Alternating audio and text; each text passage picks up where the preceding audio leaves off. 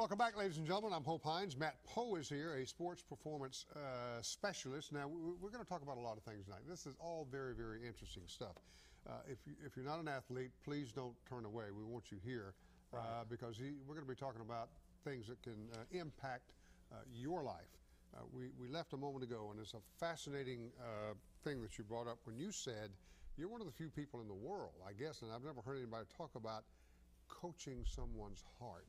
Because coaches will tell you, either you're born with a heart or you're not. You don't coach that. It's almost like speed. They say you can't coach speed. They either got speed or they don't got speed. Now, you've taken two areas here, and you're saying I can take both of those areas, your speed and your heart, and help you. I've seen it. Sometimes it's hard to find, though. Some people have that aggression deep down in the heart to succeed not only on the football field but off the football field. Maybe they need someone to show them the pathway. And then there's some people that think they may have it, but they really don't.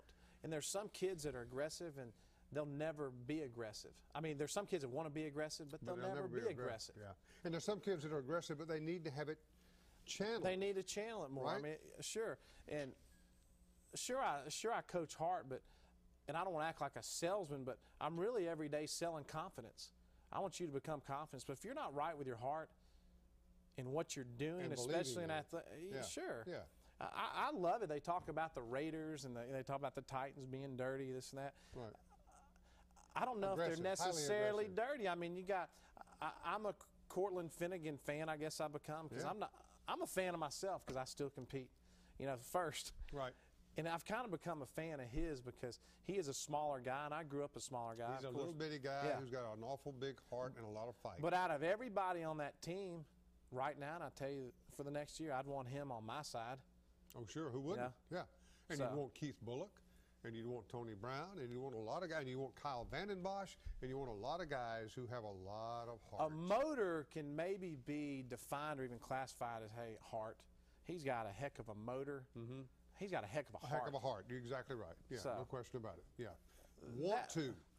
Desire. Let's call it desire. Desire. Dedication, determination, desire. And, and as you pointed to a minute ago, you've got to know how to deliver that. Sure. Now, if you're a psycho off the field, you got some problems. Right. But you've almost got to be this, as I said a minute ago, this dual person. In any sport, the nicest guy off the field when you're on, it's strictly business on the field. And Matt, you can teach this to the average person. Of course. I mean, I can be an influence on the average person. Right. And that's one reason. Teaching heart, desire. Exactly. Determination, discipline. All of that has to do with heart. And behind all closed doors, coaches are sitting there going, you know what, he just doesn't have any heart. Or you know what, he's got some heart. Are they going to kick Cortland Finnegan off the team? I doubt it.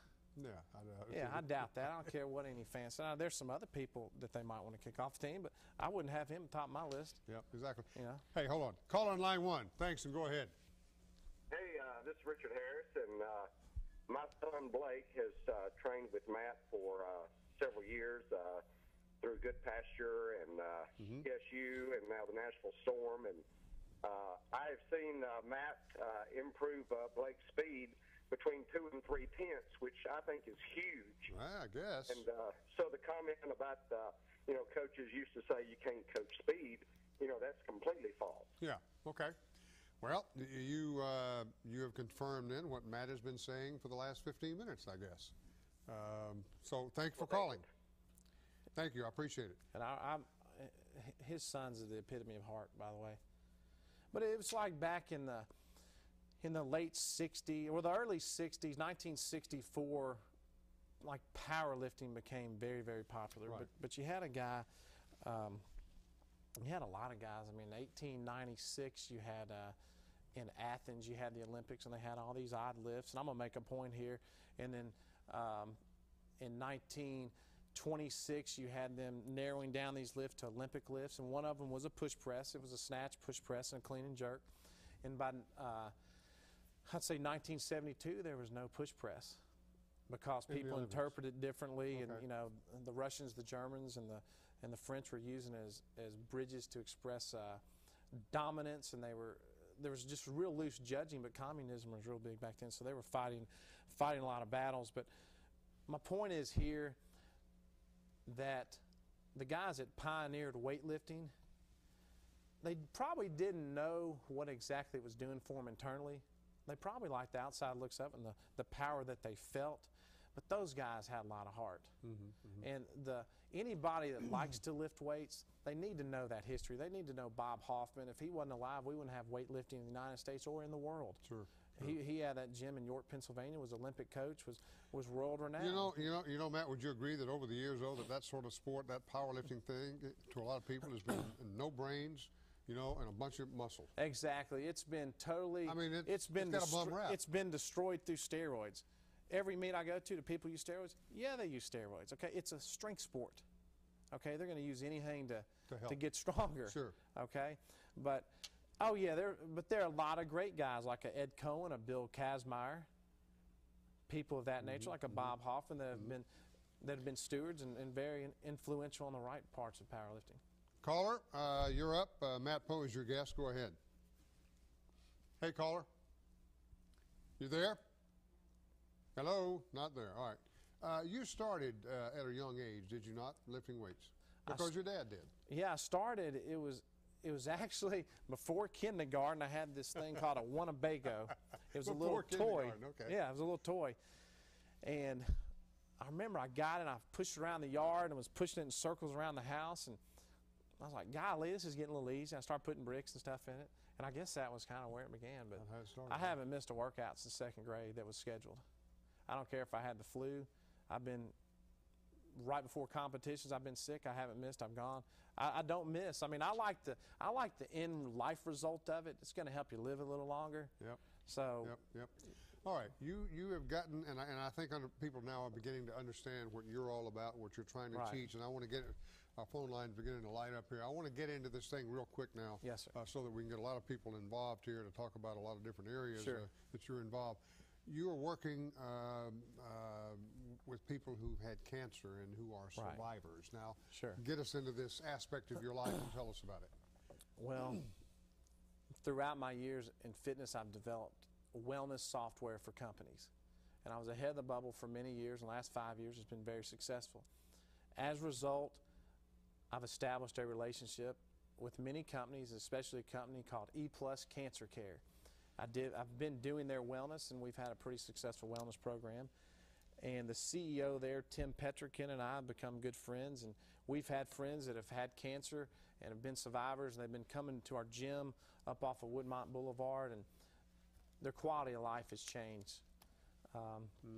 It's changed dramatically. And studies have shown, and I've gone through special classes about training cancer patients. Studies have shown just increase your quality of life, help you live longer. Do you do anything differently, Matt, with a cancer survivor than you do with anybody else? Yeah, it's a little bit different. It's a little bit different. But again, you got to look at people that are diagnosed with breast cancer, okay, or any kind of cancer. Just think if you were tomorrow. Your confidence, your whole life has changed, your attitude's changed. And your world has been shattered. And it's embarrassing, it's humiliating in some cases. So what has been successful in the last couple of years is, let's find your heart, okay? Do you want a better quality of life? Of course you do.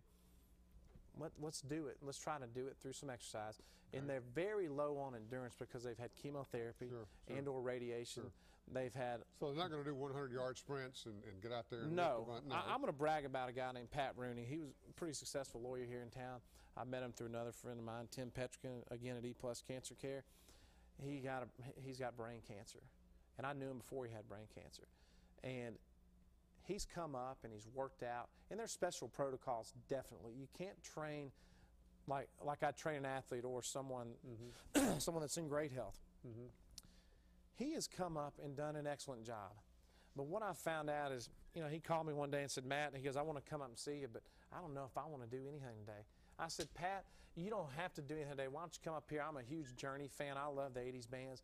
He loves them too. I said, man, why don't we just listen to some Journey? You can sit in my, sit in a chair. And before long, he's just kind of moving around, getting some movement and stuff.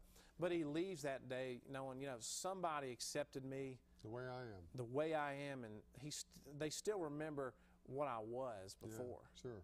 So that it's very. So what you're doing is you're also rebuilding self-confidence, because I would think cancer patients or any person with a debilitating disease, whether it's cancer or something else, self-confidence has gone out the window, and self-pity takes over. There's no question about it. I would go into a state of self-pity, I'm sure, if a doctor says, hope you got lung cancer. Yeah. You know, I mean, who wouldn't?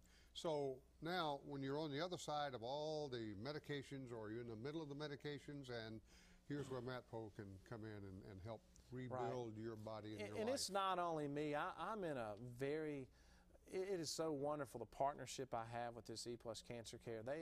It's not me, it's a team of people. I understand. I have been so blessed. They've sent me to get education. Somehow I've passed all these tests to do this. They've been behind me on some new business development.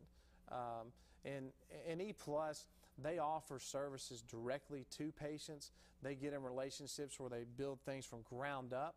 Okay, so it's personalized, individualized. Yeah, but I'm trying to tell you what this company does, because it is great. And, you know, they do partner acquisitions, they do conversions, which take fragments of other service lines and put them together to try to be better.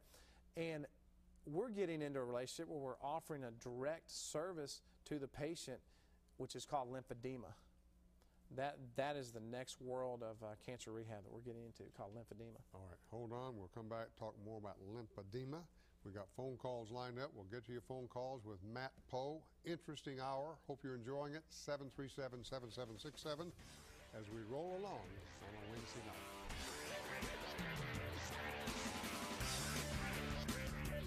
All I do is ask